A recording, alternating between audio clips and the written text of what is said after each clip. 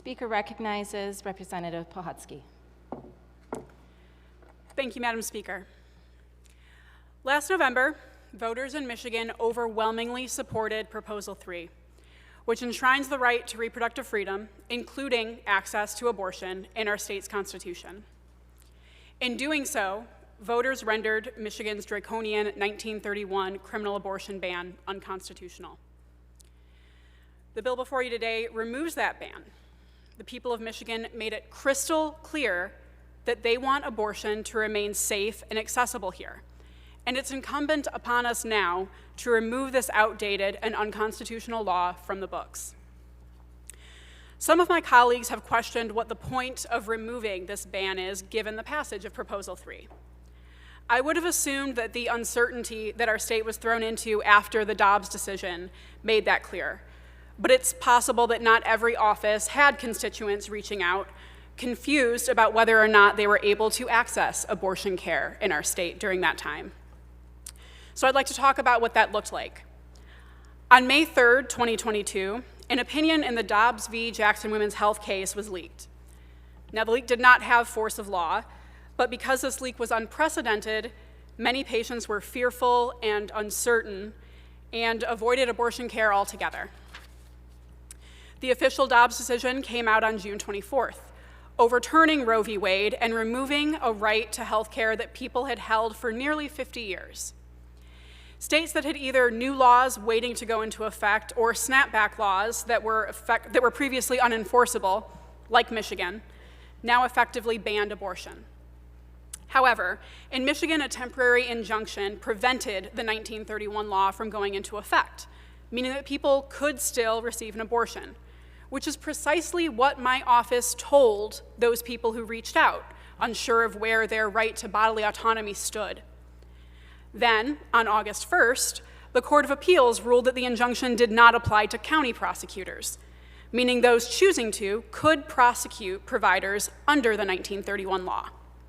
Later that day, a temporary restraining order was granted, preventing enforcement at the county level. 2 days later, that TRO was upheld. Once again, we did our best to make sure that our constituents knew what their rights were, even as they drastically changed throughout the course of a single day. On September 7th, a permanent injunction was put into place against the 1931 law, which we also did our best to communicate. I'm proud that we were able to provide clarity and direction for people who were already navigating what may have been a complicated and overwhelming decision. But we were only able to provide that clarity if people knew to ask and felt comfortable reaching out to the government to do so. I really cannot put into words how much it weighs on me to think about the number of people who had their lives' trajectories altered forever because the decision to leave this law on the books led to confusion and fear. And I choose that word, decision, very intentionally.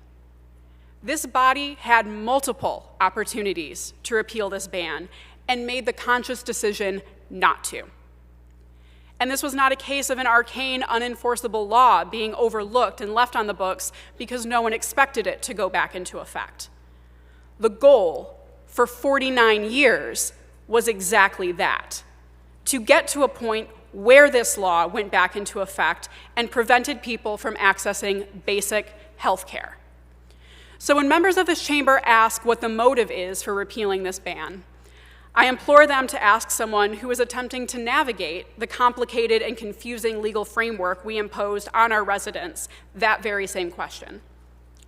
Ask that question of someone who is in the process of exiting an abusive relationship, discovered they were pregnant, and then didn't know whether or not they would be able to terminate the pregnancy by the end of the week. Ask that question of someone who was miscarrying and opted against seeking medical care because they read horror stories of pregnant people in states like Texas being denied treatment by rightfully fearful providers. Ask that question of someone who wasn't sure they would be able to end their pregnancy in Michigan for whatever their reasoning was, because frankly, it is none of our damn business.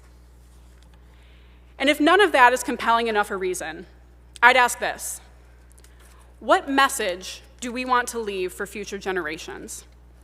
Do we want them to look back on our laws and see this draconian act still on the books when we knew we could have and should have repealed it. I wholeheartedly reject my colleagues' attempts to make this repeal anything more than what it is, removing an unconstitutional law because it is precisely what our residents have demanded of us. Our personal feelings on abortion, Proposal 3, or any other statute on the books are not relevant today. Everyone serving in this chamber was sent here with a clear task after last November, and I am grateful that we are finally addressing it and repealing this archaic and punitive law once and for all. Thank you, Madam Speaker.